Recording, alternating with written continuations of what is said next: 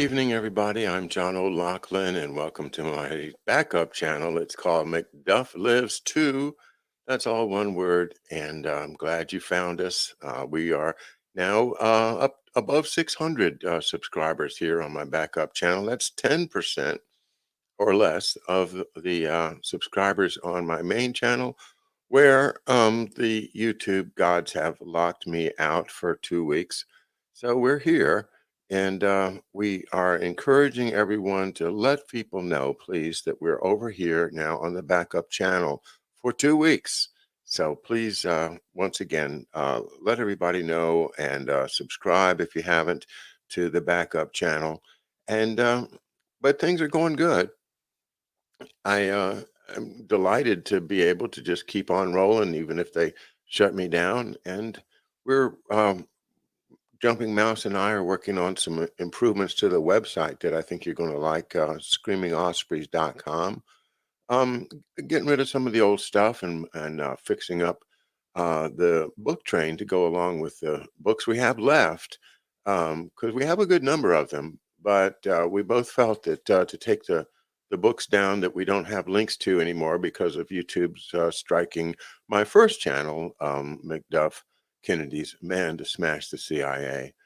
So that's a brief update as to what's going on with me. We've been enjoying the weather here. It's beautiful here down on Mystery Island, and happy Labor Day to everyone.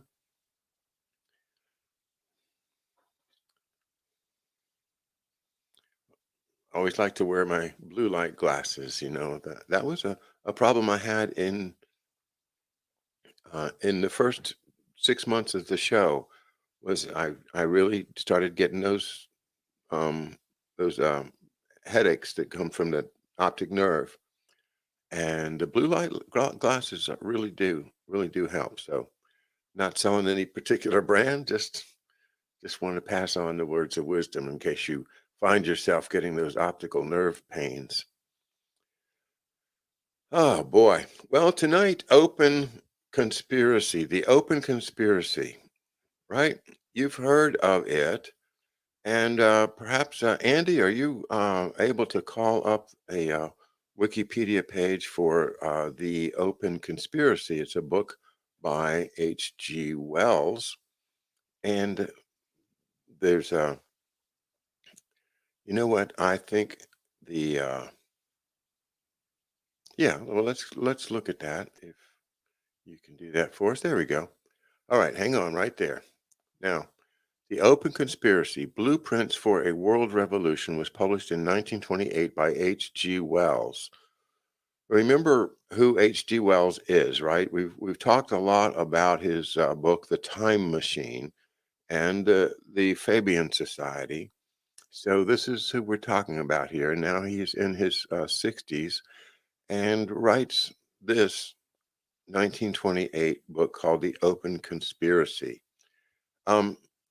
The book is, in Wells's words, a scheme to thrust forward and establish a human control over the destinies of life and liberate it from its present dangers, uncertainties, and miseries. Um, it's more than that. I won't try to uh, draw out of the Wikipedia page any more than what we've just seen, but the book describes exactly what I'm afraid is going on right now. And that is that by small bits, by the the death of 1,000 cuts, if you will, that our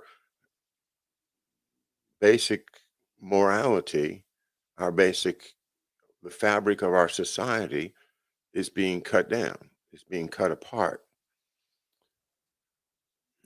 Kind of like George Webb describes these particular little devices cutting the T cells when he describes the dangers of messing with our genomes. But the society itself is the target here. And not only our society, but all societies that don't fit within the Fabian model, the model of that perfect world that they intend to bring about. And how are they going to do it? This is a continuation, I guess, of our studies of the Fabian Society. But to do it, I'm going to take a different tack tonight. I'm going to refer you to a young singer. His name is Altian Childs, and he is somebody who I think has followed a path that maybe um, may be typical of young singers with talent. He made me think of Bob Marley, actually, not because of anything he sings. I haven't even heard him sing, but just of the story here. Um, but let's see, Altian Urick, stage name Altian Childs, is an Australian singer-songwriter. He was the winner of the second season of the X Factor Australia in 2010 and subsequently signed with Sony Music Australia. His debut single reached the top 10 in Australia and New Zealand. His self-titled debut album peaked at number 3 in the ARIA albums chart and was certified platinum. His second studio album, Born Before the Sun, was released in September 2015 and was preceded by the release of 6 singles. In 2016, he played the title role in a Queensland production of Jesus Christ Superstar. Um, Interesting that his parents, one father Croatian, mother Serbian. That's a volatile combination in historic terms, but anyway, the father's sister Altiana was murdered at only 2 months of age. Oh my. Well, after graduating from high school, he formed a band called Masonia. Now, here's where we start getting into the occult stuff, because what does Masonia imply but masonry, right? Um, then he was mentored by Irish singer Ronan Keating, who selected him for the finals in the next year. He performed all these great songs, Bon Jovi's. We love Bon Jovi around here, don't we? Living on a Prayer, U2's Beautiful Day, a number of big songs that he did. But, and I'll just scroll on down to the bottom. I'm looking at the Wikipedia page. In 2012, he was found guilty of having methamphetamine and marijuana in his system after being pulled over while driving. Um, the Rockdale City Council stripped Childs of the key to the city it had awarded him, and he launched into a tirade. Um, anyway, he goes on and tours some more, but I'm trying to get to the bottom here. Here we go.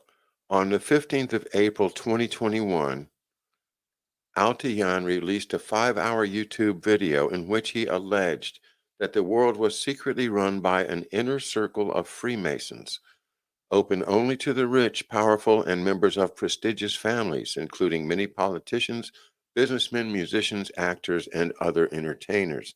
Altian claimed to have been part of this cult and that his life was now at risk for posting the video exposing them. Well, okay. Bob Marley did not exactly come out and do what Altian is doing. He didn't say specifically or clearly that there is this uh, conspiracy within Freemasonry uh, that is based upon the ideas of H.G. Wells. That is to use eugenics, population control, and totalitarian security to achieve what they consider to be that uh, new world order. So, how does this all relate? Well, I'm going to go to his actual video and see if I can share the screen with you guys.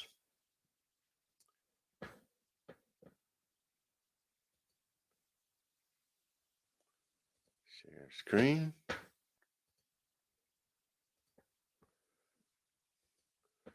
And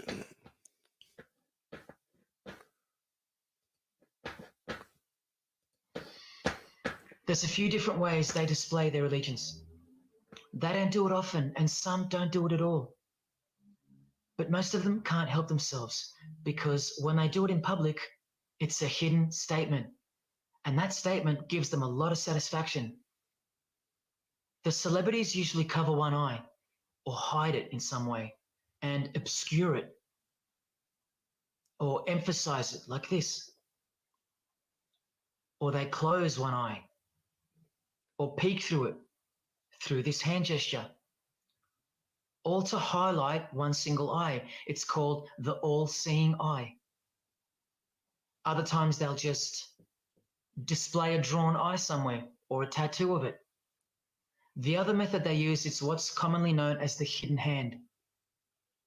Here, for example, River Phoenix is doing both the hidden hand and the all-seeing eye, so you can see the direct connection between the two.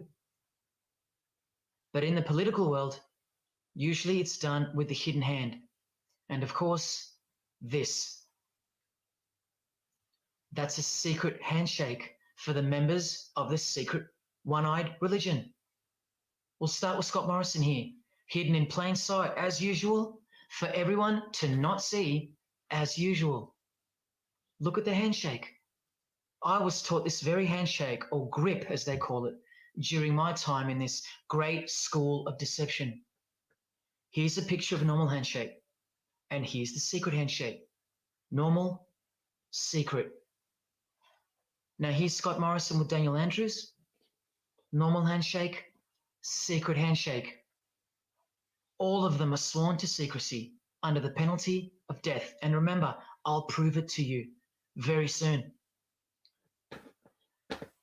Here's former Prime Minister John Howard giving the secret handshake, and Kevin Rudd bowing down to this bloke in front of Julia Gillard, all of whom are members of the religion. And Tony Abbott, you'll see in a second, and here's Julia again.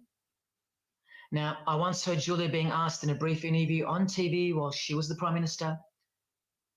The interviewer asked her, "What religion are you?" My ears pricked up as I was eating breakfast and I froze to hear the answer. And she actually said, with a sinister smirk, "I'm a member of a secret society. Next question, please." And what happened? Nothing. No one cared.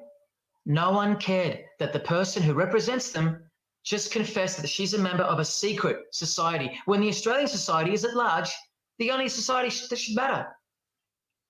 And why is it a secret in the first place? I'll show you. Very soon you'll know their beliefs, and you'll know their master plan, and you'll know why they take such extreme precautions with such hideous oaths of silence under the unbelievable penalties, including death, to stay hidden from the public. So what's the name of this religion? Well, I'll tell you right now. But keep in mind, the magic word you're about to hear only hides the true religion inside of itself. That's how it's secretly flourished to spread like a cancer around the world. It's a religion within a fraternity. The name of the international fraternity, the one that camouflages, conceals, and cloaks the secret religion inside it, is this: Freemasonry. This is their official symbol, the square and compass, sometimes with a G in the middle, and sometimes with the eye, the all-seeing eye. This is the same eye that these people are referring to. That's where it comes from. The eye is sometimes placed in a triangle, and that's where this comes from, the eye in the triangle. Here's Chris Angel doing it, standing also next to a mate with a square and compass shirt on. Not a coincidence. This is not something Jay-Z invented. This is the religion Jay-Z belongs to, and proudly, as you're about to see. The Freemasons also placed the eye at the top of a pyramid because the Egyptian pyramid is integral to their secret system. Here it is on Chris Angel's shirt and Madonna's jacket. That's a Masonic symbol. The Freemasons are sometimes called the Masons for short. It'll all come together and make sense really soon. Here it is hidden in plain sight at the Australian MTV Awards. And this is the MTV headquarters, by the way. Trust me, there's no doubting this. Here's the same eye in a pyramid on a crowded house logo. Yes, initiated Freemasons. Here's the eye on the Harbour Bridge for a New Year's Eve gig. And I wonder what that eye could be referring to. So what's the connection? The religion is the connection, the secret religion. And you'll see. Prepare yourself for an incredible revelation and the amazing climax that comes at the end of this video.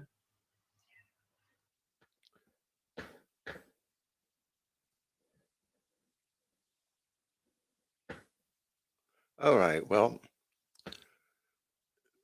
that is just a small clip of his 5 hour plus production. I watched a good 4 hours of it, and it's because he put together such great images. It starts to become inevitable that you're going to follow what he's saying. And here's the basic idea that I'm trying to give you that I think is valuable from this man's work is that it's undeniable that in the entertainment industry, I mean, I think it's undeniable that if you want to get ahead, you've got to take certain oaths, and one of these oaths is that you will follow the ideas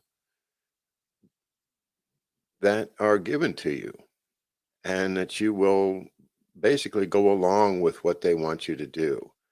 And so if they want you to, say, wear a Christian cross upside down as a pendant, then you do that.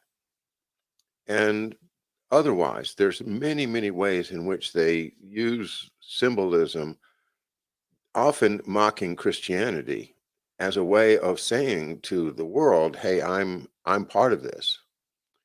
Now, I think it's interesting that Altian Childs refers to that as a religion within a fraternity. I think that makes a lot of sense to me, that the fraternity itself doesn't know, because you don't, get past whatever it is, the 33rd step or something, 33rd degree. As you hear, that was what we've read when we studied Albert Pike, and the crazy connection between Albert Pike, Freemasonry, the KKK, and going right from there into Jim Crow and the unfortunate uh, division that still exists in this country.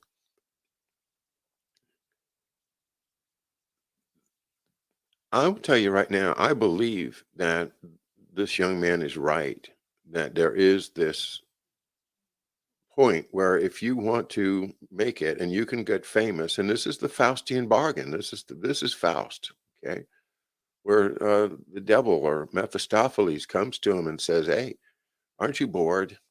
Don't you think life is got to have a lot more interesting things in it than what you're doing? You're going to spend the rest of your life just doing nothing. Why don't you let me show you a better way, and you can have anything you want. And he was particularly interested in a young woman. Well, okay, we'll get her for you. And he did. But the outcome is always tragic, because he always ends up losing everything, and the devil wins his soul. Well, the insanity of this particular religion, which if you watch this tape further, he eventually tells you that it is the Satanism that you've heard of from Anton LaVey and all of the crazy Baphomet things that you see everywhere in our culture now, coming at us from all sides. That it is the smelly robes, blood oath that George Webb talks about, and that you can't talk about it. And that's why you often see them in one of his other series is here is everybody with the finger over the mouth to make sure that you understand that they can't talk about it. People that talk about it tend to die, and that's the truth. So I think this young man is accurate when he says his life may be in danger for what he's done here. I'm going to skip forward to where he has some more images going on and play a staring little us in bit the more. face in daily life. And that truth is pretty scary if all you know and all you have is this world. But they know much more than that. At one point, when the blindfold comes off, this is what you're surrounded by.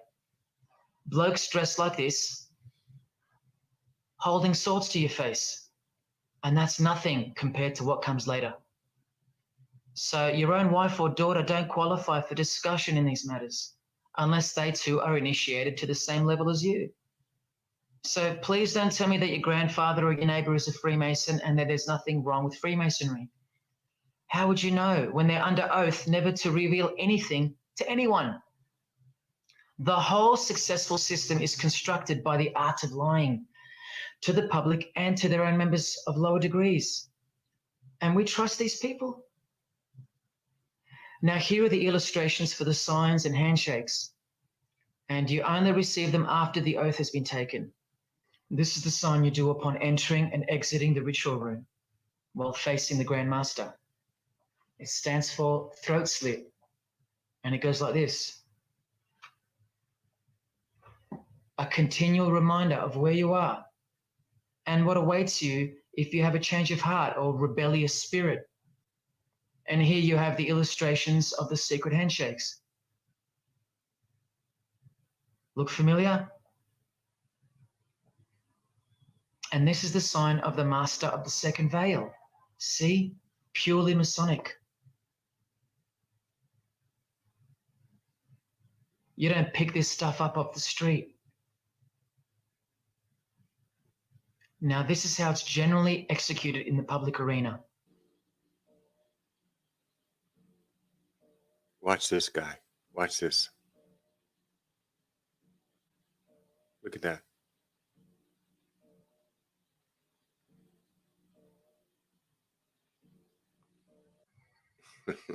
Sneaky, sneaky, huh? So when you see this or this, you know for certain where it comes from and who they belong to.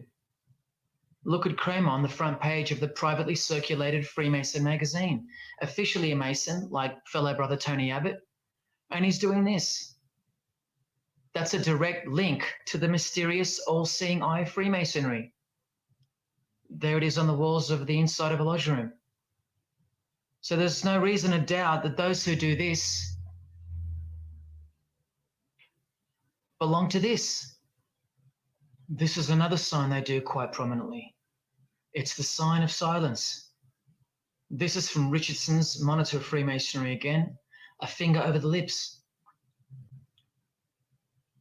Now these signs are slightly morphed over time, so covering the mouth in a variety of ways is the expression of being bound to secrecy and silence. Silence or death, as Little Wayne here is portraying. Here's the oath of a second-degree Freemason on page 21 of Richardson's Monitor of Freemasonry. Binding myself under no less penalty than having my left breast torn open and my heart and vitals taken out, thrown over my left shoulder, should I willfully transgress any part of this my solemn oath. In this degree, the penalty is to have your whole body dissected, bowels removed and heart cut into pieces and thrown into a field where you are eaten by animals, all to protect the secret religion of the rich, powerful, and famous. Now, here is a practical example of how Freemasonry comes first, even above the title of president. Here's a portrait of George Washington doing the sign of the Master of the Second Veil, and here, Freemason, before and above president. And if you think that's just by chance that they put the word Freemason above president, then here, read this genuine quote from Harry Truman. This should tell you how deep the consequences of Masonic initiation go and what lies deep within. It's Freemasonry above everything else. There's the Queen showing her allegiance over and over. And here's the Queen leaving a very special hospital with a very special nurse. And this was the Queen's father, fully dressed in his Masonic regalia and that God-forsaken apron they wear, which also hides something, just like the square and compass. In fact, what the apron hides is what the square and compass really represents. And it's staring you right in the face. Can you see it yet? Prince Charles, handshake, hidden hand. Prince Harry, Prince William. And here is the Grand Master of English Freemasonry, Prince Edward, also in full gear. What a lovely looking chap. So I'm going to stop it right there again. And because I do want to make a point about where does all this come from? Well, this is what we've been studying. This is where we have traced from the British Lord Palmerston, who was the prime minister in the early 1800s. The connection between him, the British East India Company, and the Wall Street banks, the incredible wealth that came from the opium trade, which was carried on by the British East India Company, and the soldiery of Britain was full of Freemasons. The number of Freemason lodges in India when the British Redcoats were there is huge. And also when they occupied Ireland, they had bases all over the place and Freemason lodges at the same time. And this idea that the upper part of the Freemasonry is a control system that keeps the oligarchy in power is supported if they can get people to abandon their Christian values and take up the values that this satanic religion forces upon them once they have taken that smelly robe oath that George Webb talks about. So this is very, very serious stuff. If you're taken into their lofty chambers and then you fail, then as exactly what Bertrand Russell said, that they have to kill you. There's no empathy or mercy or anything. It's all about once you're in, you do what you're told, even if it is disgusting. And then he goes on to give a number of examples of that. But where does this come from? It comes from the royals, the highest reaches of the British Empire. And it has been that way going back to Albert and Edward VII and all of these royals that have these secret societies. And it's all where the business is done, the real business, and the exploitation of people that are not, enlightened, illuminated, or just stupid in that they are still following the golden rule. That's where they have the contempt for people like us that just think that the only way to live is to follow the golden rule. And they think, well, that's stupid. I'm just going to take what I want.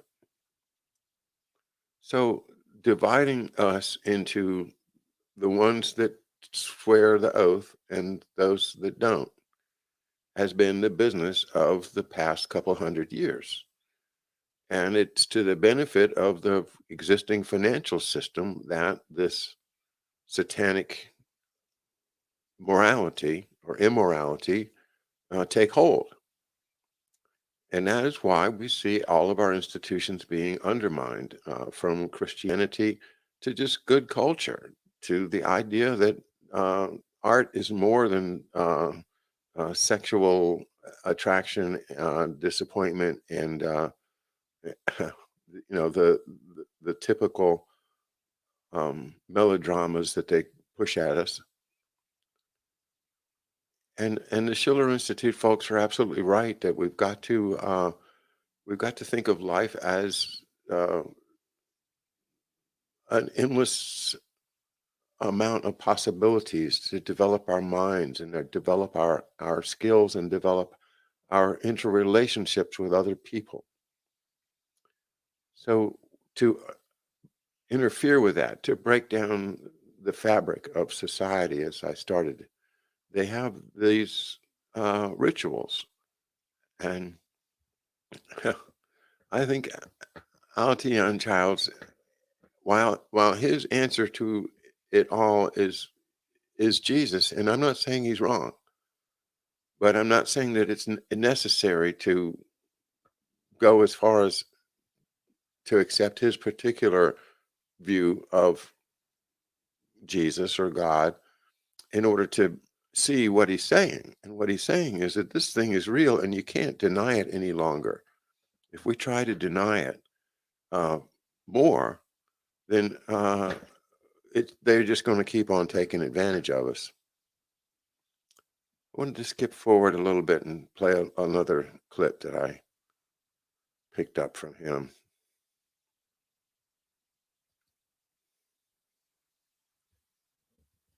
Opposed to secret societies, to secret oaths, and to secret proceedings.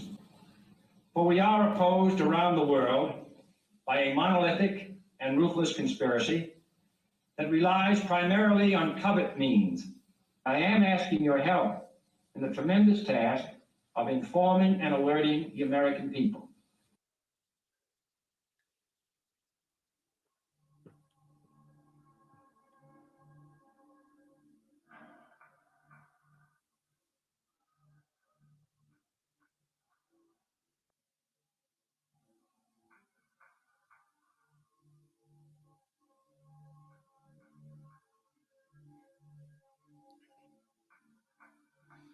So I think JFK is the closest we've gotten to exposing this conspiracy or this satanic religion that's ensnared so many talented young people.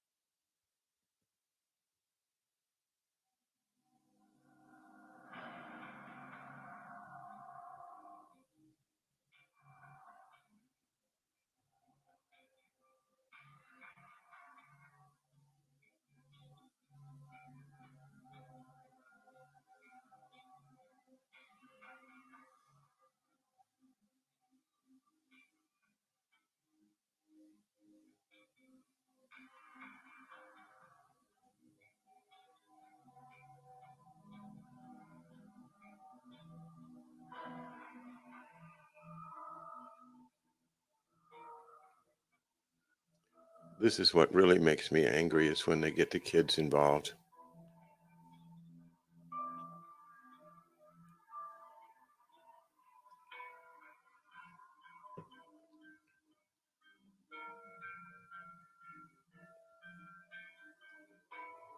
Well, don't even start on the Kardashians. Jesus. I mean,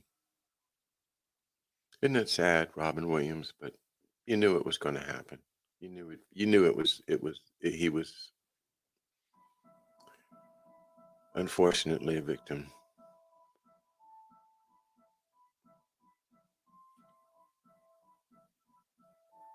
Seems like it never ends, doesn't it?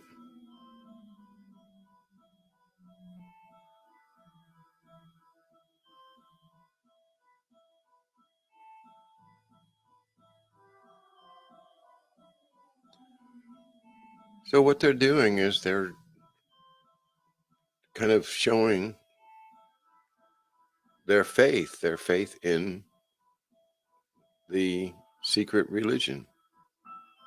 And that secret religion is the one that was started with people like Palmerston, Bertrand Russell, H.G. Wells, who was, part of the British intelligence system. Yeah, they just keep coming, don't they? I don't know a lot of these young ones, but it's so sad to see them all.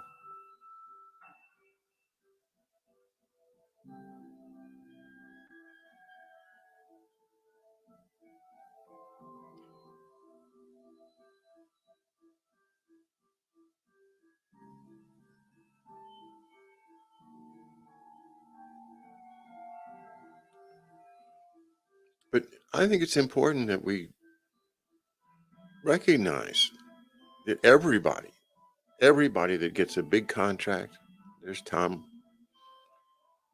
Yeah. Oh my God, look at that Tom Hanks's boy.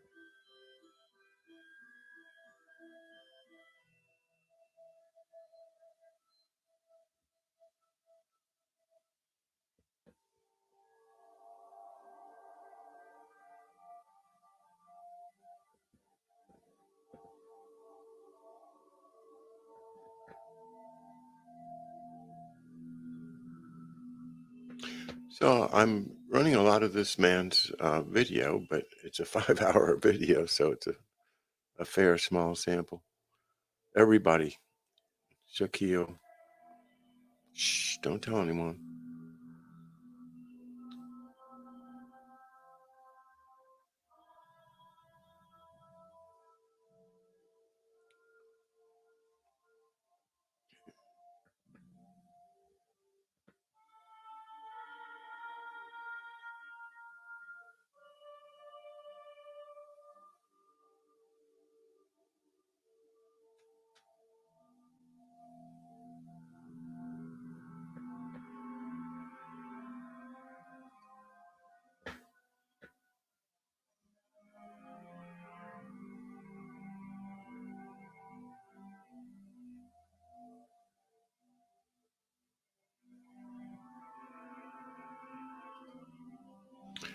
So you see what I'm saying?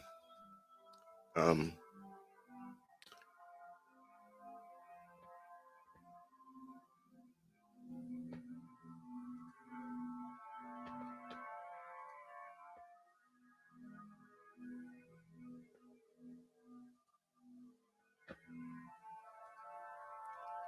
yeah,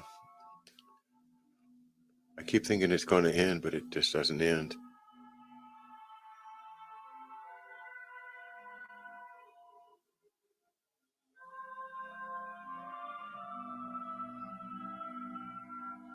Jimi Hendrix, yeah.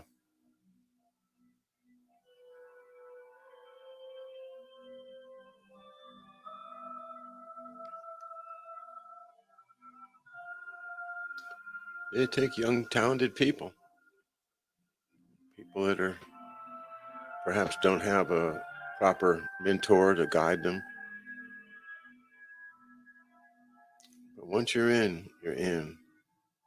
Never get out.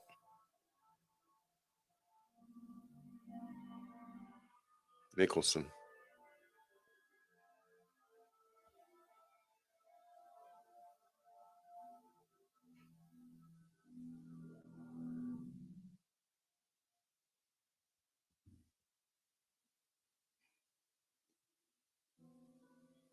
Yeah, Jimmy Kimmel, come on.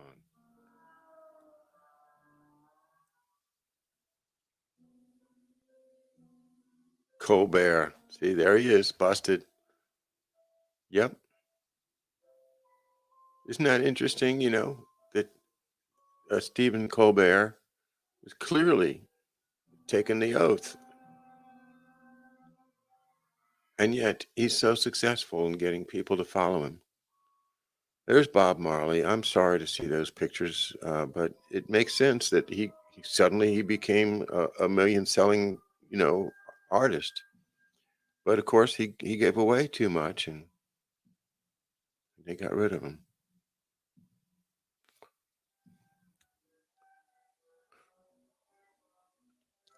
Well, all of there's Orlando Bloom, of course. All of our idols are clay if we made idols out of television or movie stars.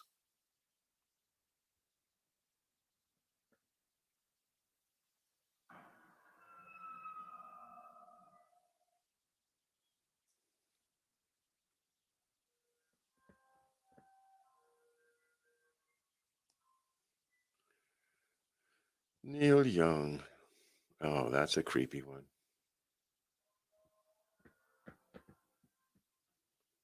Okay.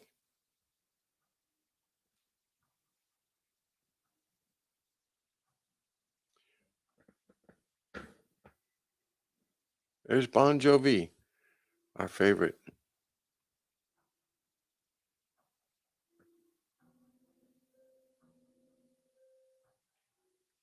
You knew he was in, didn't you, Leonardo?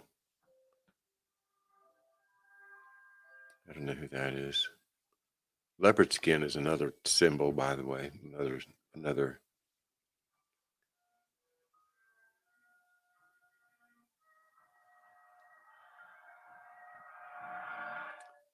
Julia Roberts. Uh-oh.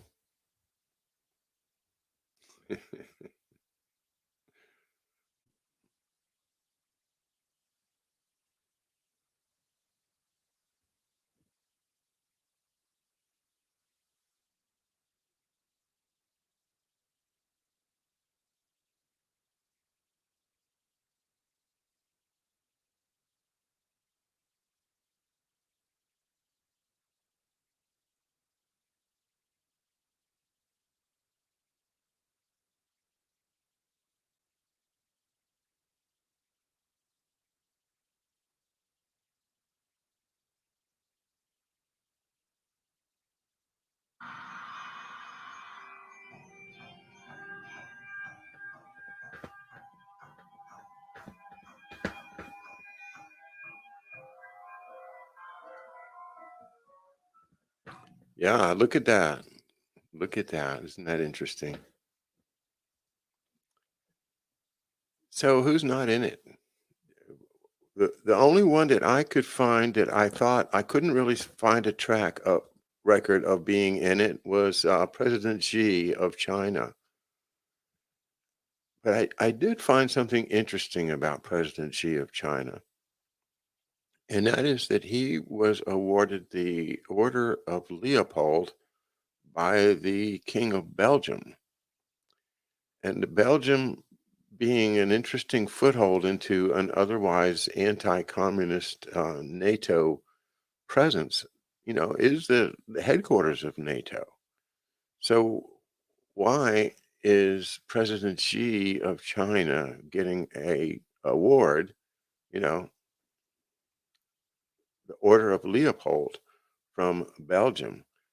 Then I noticed that on the Belton Road, it looks like Belgium may have actually signed on to the Belton Road, whereas none of the other countries in Europe appear to have been signed on to it. So I don't know. is the Order of Leopold kind of like the Order of the Garter that we were talking about the other night? Of course, the Order of the Garter is very significant. And I urge you to study what Sean Ross says in that video that I've referred to from him on his channel Giureh, Giureh, that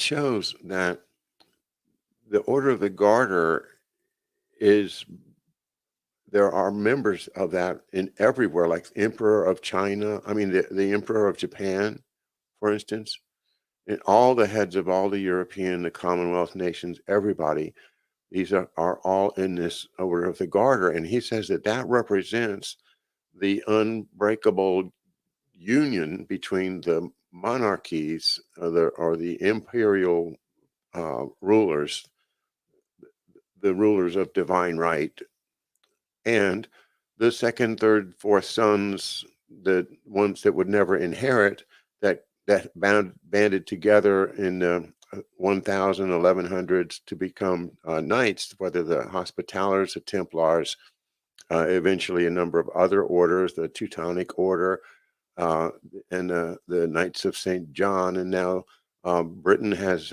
come up with their own version of the Knights of Malta called the Knights of St. John Hospitallers, and merged it somehow with the Catholic order. But the Order of the Garter is apparently the connection between the vertical rule aristocracy and the horizontal rule oligarchy that binds them together to continue to exploit all the rest of us. We the people that form the government of the United States. Well, we are their peons. We are their serfs, and we are here to serve them. And if we are not useful to them, then they have every right to get rid of us. That's what this satanic religion teaches them. It teaches them that it's okay to get rid of unuseful animals, which is all we are, because we're just animals. We're not enlightened. We're not part of their society. We're not part of their religion. We haven't even sworn the oath. So we're worthless to them, except as just energy units to be burned up, like concentration camp inmates in the Holocaust, in the Boer War, in the American West, in South America,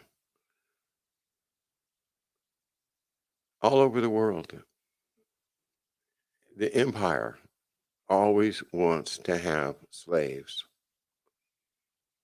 And that's why we, the people, are under attack, because we are not slaves. We are free individuals living in a country that's ruled by law and not by men. And I don't care if George Washington was a Freemason or a Jesuit or whatever the heck you want to make of him. We got a free country out of it, and now it's our responsibility to keep it. And all of the stress that we've been put under doesn't stop the fact that we have a constitution and our government is based on the will of the people. And the legitimacy of our government always rests on the consent of the governed. And as Jefferson says, if we need to, a little revolution now and then, maybe a good thing. But right now, I think we don't need to think revolution. We need to think hanging on to what we have, and in exposing these corrupt secret societies, the secret religions, the secret oaths, And I would say once we see all of the entertainment and political figures that we've just seen openly displaying their allegiance to this satanic religion, this big brother, eugenics, slave labor. I mean, look at Albert Pike himself. He was a Confederate general fighting to preserve the institution of slavery. So the old world order, the monarchs and the emperors made a deal with the oligarchical order, the great wealth and lower nobility, to control and exploit the rest of us until they have a complete control over the entire world and have gotten rid of sufficient numbers of us that they feel that they're permanently in complete control. And that, to them, is a good thing. A good thing, because it's only them that deserve to carry on into the next stage of existence. That whatever Klaus Schwab calls it, the fourth industrial revolution, it's only them, the elites, the people that belong to the secret societies, that are going to get to go on. And the rest of us, we just might be exterminated because they don't see any value in us anymore.